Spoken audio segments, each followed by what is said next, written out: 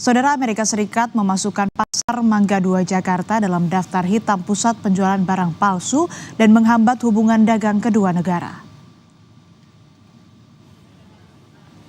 Dalam laporan 2025 National Trade Estimate Report on Foreign Trade Barriers yang dikeluarkan Kantor Perwakilan Dagang Amerika Serikat atau USTR, Pasar Mangga 2 disebut terus-menerus berada dalam daftar pantauan prioritas Otoritas Perdagangan Amerika Serikat bersama beberapa pasar daring Indonesia. Meskipun Indonesia telah meningkatkan perlindungan hak kekayaan intelektual atau HKI dengan memperluas gugus tugas dan meningkatkan upaya mengatasi pembajakan daring. Namun persoalan barang bajakan di Indonesia jadi hal yang dikhawatirkan. Pemerintahan Donald Trump mendesak Indonesia bertindak tegas terhadap pasifnya produk bajakan sebagai bagian dari diplomasi perdagangan kedua negara di tengah panasnya perang dagang.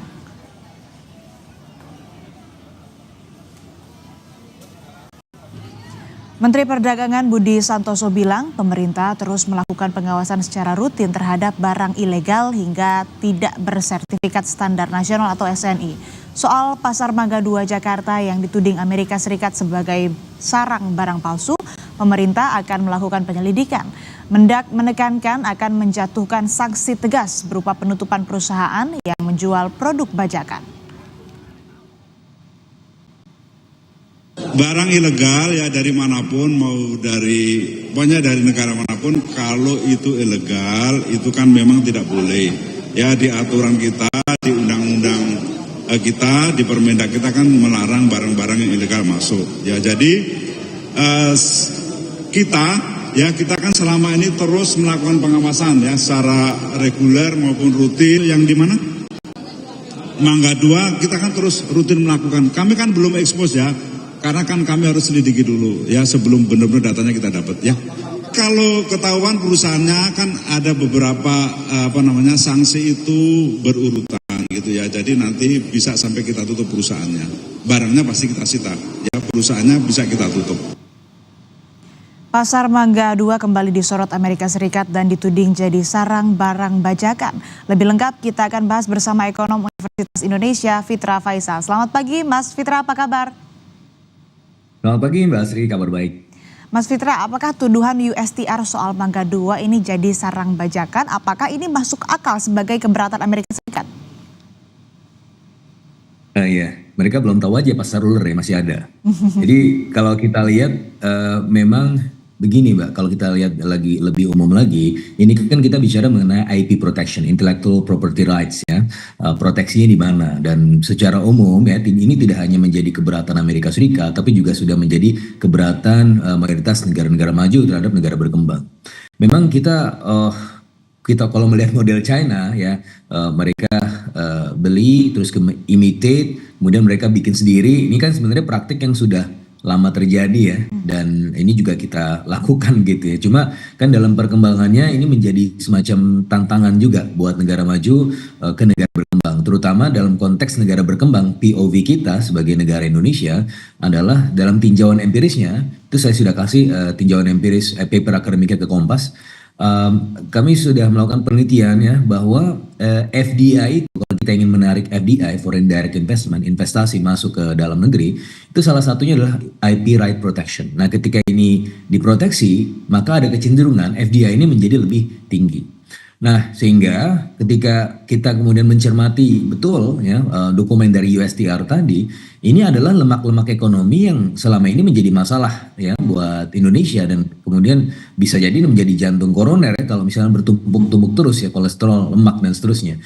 Maka ini menjadi bagian dari pembahasan reform atau deregulasi ya di dalam negeri ya. Jadi dengan momentum inilah kemudian kita harus melakukan deregulasi tersebut.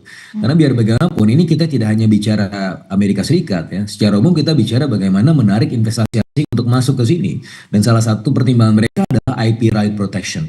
Dan sebagaimana yang saya sampaikan tadi dengan cross country analysis, tinjauan lintas negara, saya menemukan bahwa ya ini merupakan hal yang paling krusial gitu kan. Kalau kita menarik investasi dari mana sih sekarang? Kan kebanyakan dari negara maju. Concern mereka apa? Concern mereka adalah ya proteksi dari teknologi mereka. Sehingga pada akhirnya ya kita bisa kemudian mendapatkan FDI tersebut dengan nyaman dan proses transfer teknologinya juga secara bertahap gitu ya, bisa dikomunikasikan tanpa kemudian harus melanggar hak cipta.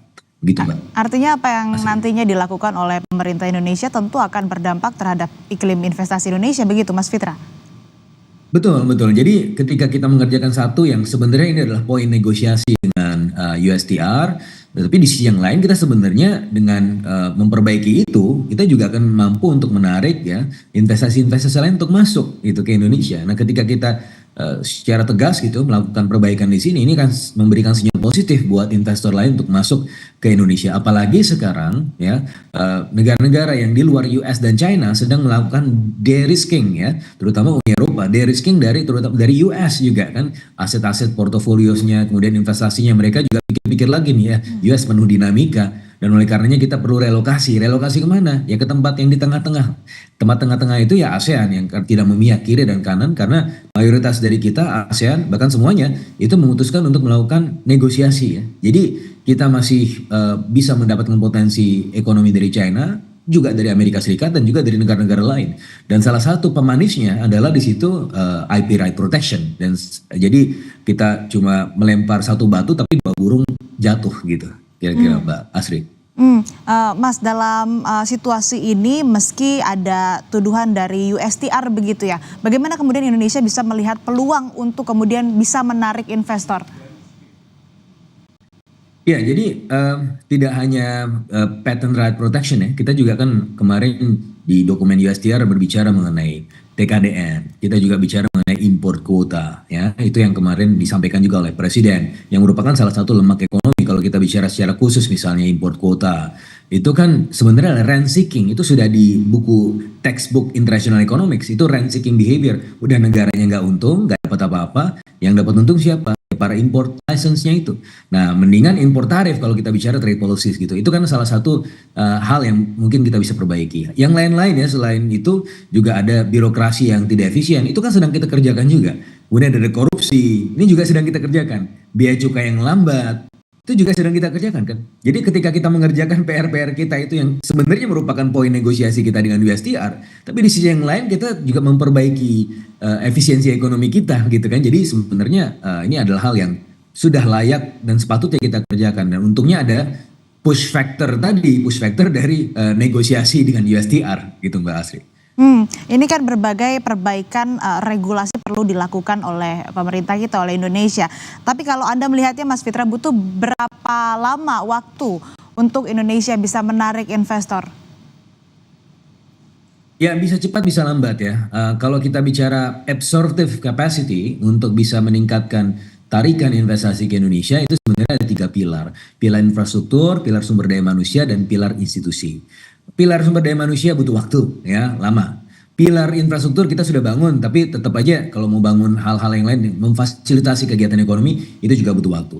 Pilar yang paling cepat yang kita bisa perbaiki apa? Pilar institusi. Nah, pilar institusi ini ada 6 ya. Political stability, government effectiveness, rule of law, regulatory quality, kemudian ada voice and accountability, dan control of corruption. Dan ini adalah yang diindikasi atau ada indikatornya di World Governance Indicator World Bank. Nah, jadi dengan kita memperbaiki faktor-faktor yang dimensi yang institusional tadi, seperti misalnya birokrasi yang berbelit-belit, IP right protection, itu kan kita bicara mengenai rule of law gitu ya, dan kemudian law enforcement, itu adalah dimensi institusional yang kita bisa kejar cepat. Sehingga ketika kita memperbaiki aspek institusional tersebut, kita bisa segera mendapatkan investasi, karena itu adalah sinyal positif signaling pada potential investors gitu kan. Dan kita tidak perlu harus menunggu nanti manusianya pinter dulu, kita tidak harus menunggu bahwa infrastrukturnya terbangun dulu, itu butuh waktu. Institusi adalah hal yang bisa kita kejar secara cepat dan bisa membuat sinyal positif buat para investor. Begitu Mbak Asri. Katakanlah kita bisa menjawab, Indonesia bisa menjawab tantangan ini, bisa melewati tantangan ini. Artinya kan akan ada investor masuk, kemudian lapangan kerja terbuka. Nah, ini artinya ada dampak positif terhadap pertumbuhan ekonomi begitu? Ya harusnya sangat positif. Bahkan hitung-hitungan saya ya untuk kemudian mengejar pertumbuhan ekonomi 8%, ya sulit ya, tapi di atas kertas kita bisa kejar dengan kebutuhan investasi 10.000 triliun ya. Nah 10.000 triliun itu 3.000 triliun diusahakan di domestik ya, maksimum capacity domestiknya itu cuma 3.000 triliun, 7.000 triliun dari luar negeri. Oleh karenanya ketika kita bisa menarik investasi asing masuk ke sini, itu sangat signifikan karena 70% dari kebutuhan investasi kita itu berasal dari luar negeri gitu kan. Ini sangat penting sekali kita untuk memperbaiki dimensi institusional sehingga itu memperbaiki absorptive capacity kita, daya tarik kita terhadap investor ya, dan pada akhirnya ya pasti akan menggenjot perekonomian ya. Dengan dokumen USTR ini kita dapat dua hal sekaligus ya. Kan selama ini pertumbuhan ekonomi kita masih sangat dipush oleh sektor konsumsi. Nah, dengan USTR ini berarti kita bisa mempush dari mana? Pertama dari sektor perdagangan internasional ya. Kita bisa kemudian meningkatkan bahkan porsi perdagangan kita ke US nih. Yang mana sekarang sebenarnya sudah nomor 2, tapi kita bisa tingkatkan lagi ya dengan beberapa produk-produk kita yang sebenarnya tidak bersaing secara langsung dengan US dan US membutuhkan itu dengan negosiasi reciprocal ini. Yang kedua adalah ya tentunya trade and investment. Jadi investment dan perdagangan internasional itu as nexus, dia saling berhubungan. Sehingga ketika kita berbicara trade, kita bicara investasi juga. Nah kalau kita berbicara investasi, itu juga kontributor utama pertumbuhan ekonomi kan. Jadi kita memperluas ya, mendiversifikasi sumber pertumbuhan kita tidak hanya concern ke konsumsi, tapi di sisi perdagangan internasional dan juga investasi. Sehingga pada akhirnya apa? Pada akhirnya pertumbuhan ekonomi kita ya bisa wajar di atas 6% gitu. Sebagaimana apa yang dilakukan Vietnam selama 5 atau 10 tahun terakhir, Mbak Asri. Ya, untuk menarik investor dan khususnya memang ini menjadi tujuannya adalah meningkatkan pertumbuhan ekonomi Indonesia. Masih banyak hal yang harus dilakukan dan yang menarik juga Mas Fitra, tudingan dari USTR ini adalah soal lapak online yang juga dituding jadi sarang barang bajakan. Nah ini kira-kira perlu diregulasi juga apa tidak? Nah tapi jangan dijawab dulu Mas Fitra, kita jeda sejenak, tetaplah di Kompas Bisnis. Kembali di Kompas Bisnis Saudara, dan kami masih bersama dengan ekonom Universitas Indonesia Fitra Faisal. Mas Fitra, kita lanjutkan perbincangan tadi, lapak online ini juga dituding jadi sarang barang bajakan. Apakah perlu deregulasi jualan online? Ya saya rasa penindakannya atau law enforcementnya dalam konteks rule of law ya, semua setara di sisi hukum dan semua platform harus kena perlakuan yang sama ya. Jadi kan ini ya kalau dulu fokusnya di Mangga 2 aja ya, tapi sekarang kan juga sudah beredar di lapak-lapak online. Sebenarnya semua itu sama, cuma beda platform saja ya. Jadi saya rasa ya kalau kita berbicara mengenai law enforcement itu harus semuanya diidentifikasi, karena selama ini kelemahan kita adalah untuk mengenforce the law ya. Dalam konteks institusional ini yang menjadi salah satu beban terbesar kita ya. Seperti misalnya kemarin kenapa LG ketika sudah mau masuk ke Indonesia mau 120 sampai 130 triliun potensi investasi tapi mereka kabur keluar. Ya memang mereka alasannya adalah ini karena global demand lagi mengkerut. Tapi mereka kan juga di sisi yang lain juga melihat aspek-aspek institusional dasar dari Indonesia itu belum betul-betul dibenahi dalam konteks IP right, dalam konteks penegakan hukum dan seterusnya. Maka dari sisi ini sih saya rasa wajar sekali untuk kemudian memberikan sinyal-sinyal positif kepada investor-investor asing yang mau masuk dan investor asing yang masih ada di sini yang berancang-ancang ingin keluar. Ketika kita fokus kepada upaya penegakan hukum, terus kemudian peraturan itu ditegakkan betul-betul sesuai dengan apa yang diinginkan oleh investor, saya rasa itu baik juga buat kita gitu ya untuk menarik sinyal positif tersebut. Lalu kan USTR juga menyoroti soal menegakkan hak kekayaan intelektual yang dianggap kurang. Nah, bagaimana sih Mas Fitra respon yang tepat yang bisa dilakukan Indonesia? Ya, berarti kita harus kemudian memadupadankan sistem haki kita dengan apa yang terjadi di internasional. Misalnya ada WIPO tuh di internasional gitu kan. Dan mungkin salah satu keberatan kalau saya baca kemarin dalam poin USTR tentang intellectual property protection terkait dengan omnibus law ya, undang-undang cipta kerja yang juga di situ mengakomodasi mengenai patent ya, hak cipta dan seterusnya. Dan mereka menilai mungkin ini terlalu shallow gitu kan, sehingga mungkin perlu ditinjau ulang. Karena kita juga melihat bahwa omnibus law kemarin kan memang dikerjakan kan secara terburu-buru ya, sehingga banyak meninggalkan masalah ya. Masalahnya ada di sana sini lah, meskipun itu suatu hal yang harus kita kejar ya, perbaikan dari sisi tata kelola, dan oleh karenanya RUU Ketenagakerjaan ini memang kita butuhkan gitu ya dalam konteks omnibus. Tetapi di sisi yang lain ketika dilakukan terlalu terburu-buru, maka kualitas regulasinya menjadi tidak baik gitu kan, dan ini masuk dimensi institusional lagi yang tadi saya sempat sebut, regulatory quality. Nah, sudahlah regulatory quality-nya tidak terlalu bagus, rule of law-nya juga jelek, terus kemudian kita juga masih berbicara mengenai potensi korupsi atau control of corruption yang juga masih menganga. Nah, ini yang harus kita perbaiki. Nah, makanya kan kalau kita bicara baik lagi ya dalam perbaikan aspek institusional tadi, dokumen-dokumen USTR itu sebenarnya menjadi panduan kita untuk apa sih ini masalah-masalah ekonomi kita. Oh, ada TKD yang terlalu tinggi, ini membuat industri kita ternyata nggak kompetitif. Jadi paradoks kan. Oh, ini ada rent seeking di import quota. Terus oh ini ternyata patent right protection kita belum bagus gitu dan seterusnya. Nah, ini kan sebenarnya jadi semacam panduan gitu kan. Oh, dalam aspek regulasi misalnya itu tidak berkualitas, ya kita perbaiki gitu. Nah, ini sebenarnya jadi panduan kita juga. Jadi apa namanya untuk kemudian memperbaiki potensi ekonomi kita ke depan dengan perbaikan institusional tadi, Mbak Asri. Mengacu pada dokumen USTR, Omnibus Law juga disebut tidak cukup nih Mas Fitra. Jadi sebetulnya apa sih yang diminta Amerika Serikat kalau sinyalnya ini dikirim melalui Undang-Undang Cipta Kerja?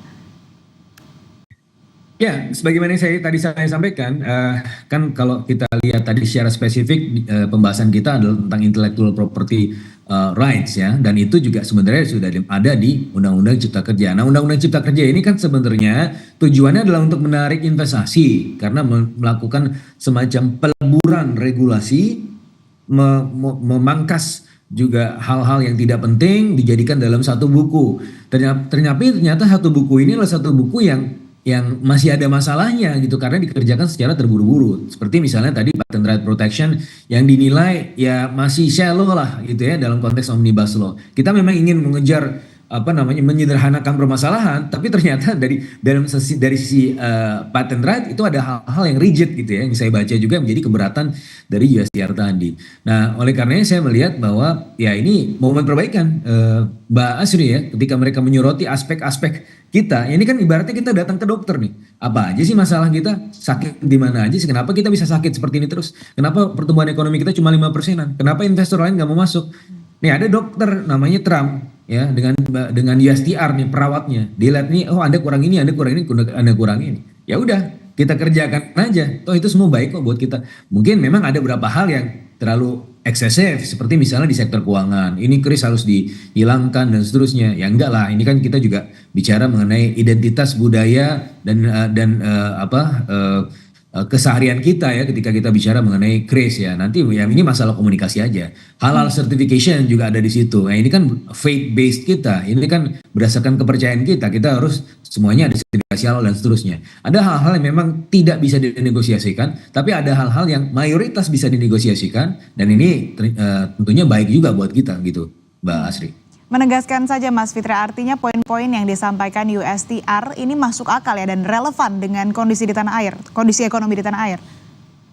Saya rasa relevan ya, meskipun tentu kita tidak bisa semuanya, oh ini semua kita bisa lakukan. Nggak juga, tadi seperti yang saya sampaikan, ada hal-hal yang sifatnya lebih akidah gitu kan dalam konteks ekonomi Indonesia. Tapi di sisi yang lainnya adalah hal-hal yang sifatnya muamalah, sifat-sifat yang sebenarnya harus bisa kita lakukan, bisa kita negosiasikan, dan ternyata itu baik juga buat kita. Oh Anda jangan makan makanan yang berlemak. Ya udah kita tinggalkan karena itu tidak baik buat kesehatan kita. Tidak melakukan ini, tidak melakukan ini, dan tidak melakukan ini. Saya sudah mencermati 16 poin dari keberatan USTR itu. Dan mayoritas adalah ya memang permasalahan ekonomi kita. Jadi ini adalah hal yang kita butuhkan juga, Mbak Asri. Tapi kalau kita kembali lagi ke awal bahas soal tudingan Mangga 2 sebagai sarang barang bajakan. Apakah ini juga sebetulnya tudingan kepada Tiongkok? Ya Tiongkok sudah lama melakukan itu ya, tapi Tiongkok juga sudah lama meninggalkan itu. Dari awal mereka memang untuk dalam proses perkembangan awal ekonominya mereka memang melakukan itu ya, imitasi, tiru, kemudian buat sendiri lebih murah gitu kan. Nah itu kan yang menjadi kekuatan ekonomi Tiongkok sekarang nih. Apakah kita bisa melakukan itu? Ya kalau dulu kita bisa melakukan, sekarang udah menjadi concern global gitu kan, sehingga ya harus ada cara-cara kreatif lain lah untuk membangkitkan industri kita juga. Tapi saya memang sadar juga bahwa ada demand-nya di situ ya, untuk produk imitasi, produk-produk yang bajakan ya. Selama ini kita kan selalu menikmati itu ya di Mangga 2, di Glodok, di Pasar Uler gitu kan. Karena memang kualitas dari demand kita kan rendah, nggak setinggi yang di negara-negara maju. Itu juga harus dimengerti juga. Nah, oleh karenanya ya udah, berarti ya ini adalah momen kita untuk memperbaiki diri lah, ya. Jadi kalau misalnya mau beli barang yang murah, ya jangan branded, jangan jangan kita harus kemudian fokus kepada orang, oke harus beli barang-barang branded, tapi nggak punya duitnya, ya udah nggak usah beli gitu kan. Ini kan harus kita perbaiki juga mindsetnya. Nah, untuk beberapa hal yang terkait misalnya teknologi, ini misalnya kita pakai komputer, ada softwarenya yang harus kita apa namanya beli ya secara mahal. Nah, ini mungkin ada hal-hal yang bisa dinegosiasikan. Boleh dong ada sedikit discrepancy ya, ada diskon untuk mahasiswa, ada diskon untuk masyarakat berpendapatan rendah, sehingga teknologi itu menjadi teknologi inklusif, kan bagus juga buat US ya. Ada keterikatan ekonomi juga pada akhirnya. Nah, ini hal-hal yang bisa dinegosiasikan sebenarnya. Jadi menurut saya ini baik ya, karena kita bisa berbicara dua arah ya, dan itu adalah konteks reciprocity. Konteks reciprocal itu kan kita bicara dua arah. Ketika ada demand, tapi kan ada juga kepercayaan investor yang harus dijaga. Nah, kira-kira regulasi seperti apa yang perlu dilahirkan pemerintah? Regulasi yang inklusif ya. Kalau bicara mengenai konteks institusinya Darun Acemoglu, dia bilang adalah inclusive economic institution, bukan extractive economic institution. Kalau extractive economic institution adalah regulasi yang hanya menguntungkan segolongan elit. Ya, seperti misalnya import kuota, itu kan regulasi yang menguntungkan segolongan elit. Kenapa? Karena cuma import holdernya saja yang bisa kemudian mendapatkan keuntungan. Bahkan negara tidak dapat mendapatkan keuntungan apapun, konsumen juga ikut-ikutan buntung. Itu kan berarti cuma elit saja yang berpesta pora. Nah, oleh karenanya kita butuh inclusive economic institution, institusi yang inklusif, yang memang ya semuanya kena. Ini berlaku buat semuanya, menguntungkan semuanya, tidak hanya menguntungkan elit. Dan itu yang kita butuhkan ke depan, dan ini adalah momen perbaikan yang memang ternyata momentumnya pas, Mbak Asri. Mas Fitra, kalau dari poin-poin yang dikeluarkan USTR, kira-kira rekomendasi apa yang bisa dilakukan pemerintah? Saya rasa apa yang sudah dilakukan pemerintah sekarang ya, pemerintah sudah berencana untuk melakukan deregulasi. Kemarin saya ketemu dengan Menteri Perdagangan dan Kementerian Perdagangan sendiri, kemarin kita sudah berdiskusi ya, saya sudah berbicara dengan dirjen-dirjennya, kita harus kemudian melakukan deregulasi untuk hal-hal yang menjadi lemak-lemak ekonomi kita. Secara khusus saya menyebutkan TKDN dan import kuota. Dan secara lebih umum lagi, Kemenko Perekonomian memang sudah berencana untuk melakukan deregulasi tersebut. Nah, memang ini tujuan utamanya adalah untuk kemudian membuat tarif itu negotiable ya dengan US, tapi di sisi yang lain ini untuk kepentingan yang lebih luas lagi. Deregulasi kita menjadikan momentum tarif Trump ini sebagai momentum untuk melakukan deregulasi secara menyeluruh gitu ya, terhadap peraturan-peraturan kita yang memang mengikat beban ekonomi. Dan saya rasa ini adalah hal yang baik itu, Mbak Asri. Menjaga demand dalam negeri, kemudian juga bagaimana bisa menarik investor, serta tadi yang disebutkan oleh Mas Fitra dengan ekonomi yang inklusif, tentu saja bisa menjadi rekomendasi untuk menjawab tantangan maupun juga kondisi perekonomian yang tengah dialami oleh negara kita. Terima kasih Mas Fitra Faisal, ekonom Universitas Indonesia, telah berbagi informasi dan pandangan bersama kami di Kompas Bisnis. Sehat selalu Mas Fitra. Saudara, Gereja Katedral